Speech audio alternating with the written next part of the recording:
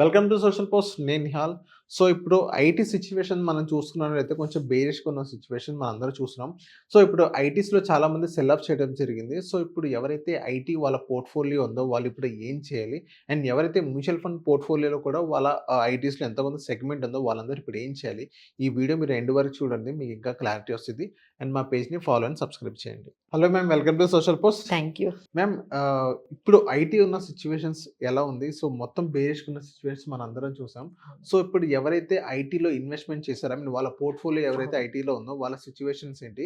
కొంతమంది మ్యూచువల్ ఫండ్స్లో కూడా ఐటీ పెట్టుకోవడం జరిగింది. సో వాళ్ళ సిచ్యువేషన్స్ ఏంటి? సో ఇక్కడ మనము ఈ ఐటీ టెక్ సెల్ ఆఫ్ అంటే ఏదైతే ఒక రకమైన డిస్ట్రప్షన్ బై ఏఐ వల్ల జరుగుతుందో, అంటే ఎస్పెషల్లీ మన ఇండియన్ మోడల్స్కి ఎక్కువగా ఇంపాక్ట్ అయిపోయిందండి. అంటే Indian IT sector business models మీరు గమనిస్తే ఇదంతా కూడా మనకి ఏంటంటే హైలీ లేబర్ ఇంటెన్సివ్. అంటే ఇక్కడ మనకి ఎక్కువగా సర్వీస్ ఓరియంటెడ్. ఇక్కడ నుంచి మనము ఎంతోమంది ఎంప్లాయీస్, ల్యాక్స్ ఆఫ్ ఎంప్లాయీస్ మనం సర్వీసెస్ అనేవి తీసుకొస్తూ ఉన్నారు. సో ఆ మోడల్స్ మీదే మన ఐటీ కంపెనీస్ అన్నీ కూడా ఉన్నాయి. ఇప్పుడు ఏ కానీ ఇంట్రడ్యూస్ చేసినట్లయితే maybe they may not require this much of services from Indian tech companies. ఇంకా వాళ్ళకి మన సర్వీసెస్ అంత అక్కర్లేదండి, ఎందుకంటే కోడింగ్ కూడా చేసేస్తుంది అంటున్నారు కదండి. So AI is coming in to sales, marketing, లాక్ సంబంధించిన ఏదైతే ఇష్యూస్ ఉన్నాయో అవి కూడా హ్యాండిల్ చేస్తుంది, కోడింగ్ చేస్తుంది. ఇలా చాలా ఏరియాస్లో అంటే జనరల్గా మనము ఈ మామూలుగా మాట్లాడుకోవాలి అంటే ఒక ఎంట్రీ లెవెల్ జాబ్స్ ఏవైతే ఒక హ్యూమన్ చేస్తూ ఉన్నారో అవన్నీ కూడా ఈజీగా ఒక ఏఐ టూల్ ద్వారా, ఏఐకి సంబంధించిన ఏవైతే ఆంథ్రోఫిక్ టూల్స్ ఏవైతే వచ్చాయో మినిమం ఇక్కడ నుంచి చూసుకుంటేనండి, అంటే ఒకేసారి జరిగిపోతుందని చెప్పలేము, బట్ ఓవర్ ద పీరియడ్ వాళ్ళు ఏం చెప్తున్నారంటే 1 to 5 years పీరియడ్లో ఏవైతే బేసిక్ ఏవైతే మనకి ఎంట్రీ లెవెల్స్ జాబ్స్ ఏవైతే ఉన్నాయో, ఐదర్ అనలిటిక్స్ సంబంధించిన అనాలిసిస్ కానీ, లేకపోతే కోడింగ్ కానీ, లేకపోతే మార్కెటింగ్, సేల్స్, ఇలాంటి ఏరియాస్లో అన్నిటిలో కూడా AI can do well better than a human అని చెప్పి ఎప్పుడైతే వచ్చిందో, అంటే ఈ సర్వీసెస్ అన్నీ కూడా ఇప్పటి వరకు మన ఇండియన్ కంపెనీస్ బ్యాకప్ ఇస్తూ ఉండేవి, మన మోడల్స్ అన్నీ కూడా. బట్ ఇప్పుడు మరి దీనివల్ల ఇప్పుడు మన కంపెనీస్కి చాలా వరకు అంత అవసరం ఉండదు కదండి, dependency. So maybe they don't depend on Indian IT companies much. So ఇలా బిజినెస్ అనే మోడల్సే మారిపోతున్నాయి. సో డెఫినెట్లీ అంటే అందరూ అంత ప్యానిక్ అవ్వాల్సిన అవసరం లేదండి, ఎందుకంటే దిస్ ఈజ్ ఎ ట్రాన్స్ఫర్మేషన్. ఈ ట్రాన్స్ఫర్మేషన్లో మన కంపెనీస్ కూడా నెమ్మదిగా అడాప్ట్ చేసుకుంటాయి, వాళ్ళకి ప్రాఫిటబుల్గా వచ్చేటట్టుగా మోడల్స్ని డెవలప్ చేసుకుంటాయి. బట్ ఏంటి అంటే ఓ డిస్ట్రప్షను, ఒక రకమైన అన్సర్టనిటీ అనేది కొన్ని ఇయర్స్ అయితే నడుస్తుందండి. అది కంప్లీట్గా ఎంతవరకు నిజంగా వాళ్ళు చెప్పినంతగా సక్సెస్ఫుల్గా జరుగుతుందా లేదా అనేది ఇప్పటి వరకు తెలియలేదు. ఇప్పుడు ఎవరైతే వాళ్ళందరూ ఇన్వెస్టర్స్ ఎవరైతే ఉన్నారో, ఎగ్జిస్ట్ ఇన్వెస్టర్స్ ఎవరైతే ఉన్నారో వాళ్ళ సిచ్యువేషన్స్ ఏంటి? ఇప్పుడు సెల్ ఆఫ్ చేసుకోమంటారా, లేకపోతే అలాగే హోల్డ్ ఆన్ చేసుకోమంటారా? సో మనకి ఇది దాదాపుగా అంటే ఆల్రెడీ సెల్ ఆఫ్ అయితే మనకి జరిగిందండి. అంటే మన ఏడిఆర్స్ అంటాం. ఏడిఆర్ అంటే యుఎస్ మార్కెట్లో, యుఎస్ స్టాక్ ఎక్స్చేంజ్లో మన ఇండియన్ కంపెనీస్ లిస్టెడ్ అయి ఉన్నాయి. అక్కడ దాదాపుగా 5-6% పడిపోయాయి. అలానే మన ఇండియన్ కంపెనీస్లో కూడా మన ఇండియన్ హెవీ వెయిట్ కంపెనీస్ ఒక 4% నుంచి ఒక్క వీక్లోనే 4 to 8% వరకు పడిన మనకి సందర్భాలు కనిపించాయి. సో ఒక 3 lakh crore అమౌంట్ అనేది market capitalisation of IT companies wiped out అయితే అయిపోయిందండి. అది మనకి జరిగింది. It was already done. జరగాల్సిన డ్యామేజ్ అయితే జరిగింది. ఇప్పుడు అసలు ఏం చెయ్యాలి ఇన్వెస్టర్స్? ఇక్కడ మనము ఫస్ట్ మ్యూచువల్ ఫండ్స్ గురించి మాట్లాడదామండి, ఎందుకంటే మ్యూచువల్ ఫండ్స్లో కూడా చాలా చాలా వరకు ఐటీ కంపెనీస్లో, అంటే ఐటీ కంపెనీస్ లేని పోర్ట్ఫోలియో ఉంటుందా అండి? నా పోర్ట్ఫోలియోలో కూడా టీసీఎస్ ఉంటుంది, ఇన్ఫోసిస్ ఉంటుంది, విప్రో ఉంటుంది కదా. It is quite common that every portfolio will have. అలానే మనకి మ్యూచువల్ ఫండ్స్లో కూడా ప్రతి కొన్ని స్కీమ్స్ ఒక వెయిటేజ్ అనేది మెయింటైన్ చేస్తున్నాయి, ఎందుకంటే this is the highest weightage ఉన్న మనకి సెక్టార్ కాబట్టి ఆఫ్టర్ బ్యాంకింగ్ అండ్ ఫైనాన్షియల్స్. ఇక్కడ నేను కొన్ని ఎగ్జాంపుల్స్ చెప్తానండి, so that they can understand.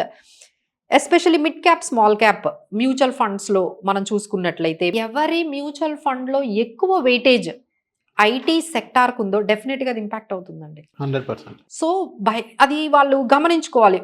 ఎవరైతే ఎక్కువగా అలాంటి ఎక్కువ ఎక్స్‌పోజర్ ఉందనుకోండి. అంటే majority of my invest in these mutual fund companies అనుకోండి. డెఫినెట్‌లీగా ఓవరాల్ పోర్ట్‌ఫోలియో మీద మనకి ఎక్కువ ఇంపాక్ట్ పడుతుంది. బట్ ఎంతవరకు ఉన్నాము మనము అనేది వాళ్ళు గమనించుకోవాలి. సో, ఈ టైంలో సో, ఇప్పుడు మేడం ఆ 20% ఐ మీన్ 5%, 40% ఉందని మీరన్నారు. అవును. వెయిటేజ్. సో, ఇప్పుడు నార్మల్‌గా ఏదైనా మ్యూచువల్ ఫండ్ ఇప్పుడు మిడ్ క్యాప్ అని గురించి మీరు మాట్లాడుతున్నారు. నార్మల్‌గా ఒక ట్రెడిషన్ ఐ మీన్ హిస్టరీ మనం ఏదైతే ఒక మ్యూచువల్ ఫండ్ ఏదైనా పడిపోయినైతే దాన్ని ఇంకా పంపింగ్ చేసుకొని ఎప్పుడైనా అది మళ్ళీ బౌన్స్ బ్యాక్ అవుతదని చెప్పేసి చాలామంది అనుకుంటారు. అవును. సో, ఇప్పుడు మొత్తం కొంచెం నెగెటివ్‌లో ఉంది కాబట్టి సో, ఇప్పుడు మళ్ళీ పంపింగ్ చేయమంటారా? లేకపోతే ఎలా హోల్డ్ ఆన్ చేసుకోమని సో, చూడమంటారా? మ్యూచువల్ ఫండ్‌లో పెట్టే వాళ్ళకైతే ఎటువంటి భయం లేదండి. ఎందుకంటే ఫండ్ మేనేజర్ ఉంటారు. వాళ్ళు సిట్యుయేషన్ బట్టి దాంట్లో మళ్ళీ యావరేజ్ చేస్తారా? లేదు కొన్ని ఐటీ కంపెనీస్ నుంచి వాళ్ళు బయటకొచ్చేస్తారా? ఎందుకంటే ఇందులో ఏ కంపెనీస్ ఏ వల్ల డిస్టర్బ్ అవుతున్నాయి, ఏ బిజినెస్ మోడల్స్ వాళ్ళు మెయింటైన్ చేయలేకపోతున్నారో ఆ కంపెనీస్ ఎక్కువగా మనకి కొంచెం డిస్టర్బ్ అవుతాయి. సో, ఫండ్ మేనేజర్ ఎప్పుడైతే ఉన్నారో he will take the call. మనం చేయడానికి ఏమీ లేదు కాబట్టి. బట్ మనం చేయాల్సింది ఏంటంటే, మన రకరకాల మ్యూచువల్ ఫండ్స్‌లో పెడతాం కదండీ. నేను ఒక 6, 7 స్కీమ్స్‌లో పెట్టాను. మీరు ఒక 10 స్కీమ్స్‌లో పెట్టారు. ఈ 10 స్కీమ్స్‌లో కొంతమంది నిఫ్టీ ఐటీ ఇండెక్స్‌లో పెట్టొచ్చుగా. అవును. డైరెక్ట్‌గా ఈటీఎఫ్స్‌లో పెడుతున్నారు గదా! ఈ మధ్య.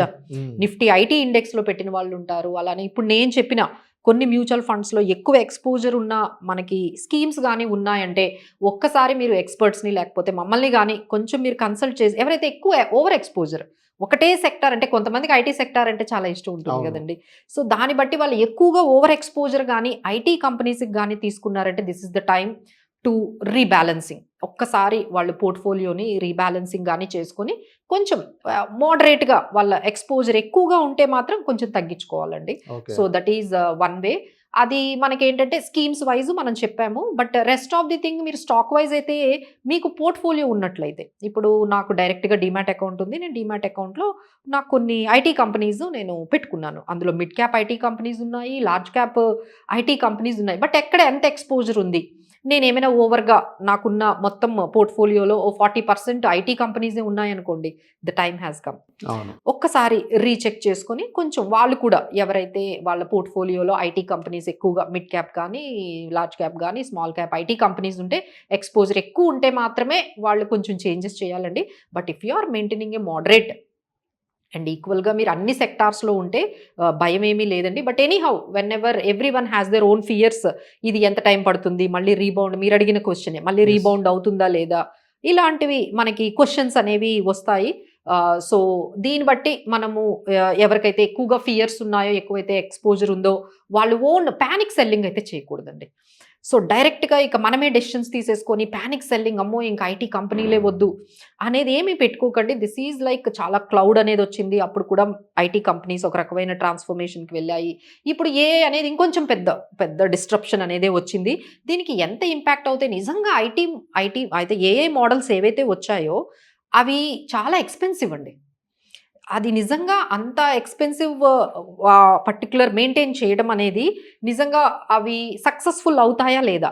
ఏఐ అనేది హ్యూమన్‌ని మనకి రీప్లేస్ చేసేయగలుగుతుందా నిజంగా? లేదా అనేది మనకు తెలియాలి అంటే ఇంకొక కొన్ని రోజులు గాని, లేపోతే ఒక 1 ఇయర్ గాని ఉంటే మనకు రిజల్ట్ అనేది తెలిసిపోతుంది. నిజంగా AI can beat human yes. In some అది నిజంగా బీట్ చేయగలిగి ఎక్సలెంట్ రిజల్ట్స్ వచ్చిందనుకోండి, ఏ కంపెనీకైనా అనిపిస్తుంది గదండీ! నేను ఏఏ టూల్ తీసుకుందాము. ఈ 10 మందిని ఎందుకు నేను ఎంప్లాయ్ చేసుకోవాలి? అవును. నాకు తగ్గిపోతుంది గదా! నాకు ఎక్స్‌పెండిచర్ తగ్గుతుంది. నేను ఒక ఏఏ టూల్ ప్లగిన్ చేసేసుకున్నాను. నా దగ్గర 11 ప్లగిన్స్ అవైలబుల్‌గా ఉన్నాయి. ఓ 2, 3 ప్లగిన్స్ అయినా నేను చేసేసుకొని, నేను నా ఎంప్లాయీస్‌ని కట్ చేసేసాననుకోండి, నాకు ప్రాఫిట్‌లోకొస్తాను కదండీ! So, definitely the success rate is all టెస్టెడ్‌లో ఉందండి. So, if the success rate is high, every company will take the AI tools. Yes. So, but ఇది సక్సెస్ అవుతుందా లేదా అనేది తెలియకుండా హ్మ్. మనం పానిక్ సెల్లింగ్ చేసేసుకోకుండా, అలానే ఓవర్ ఎక్స్‌పోజర్ లేకుండా కొంచెం మేనేజ్ చేసుకోగలిగితే ఈ పీరియడ్‌లో కొంచెం బావుంటుందండి. లేదు ఓన్ డెసిషన్స్ వద్దు అనుకుంటే మమ్మల్నైనా మీరు కాంటాక్ట్ చేయొచ్చు. So, we will tell you what to hold it, what to sell and what to leave. Yes. So, thank you ma'am. మా సోషల్ పోస్ట్ వచ్చినందుకు. Thank you.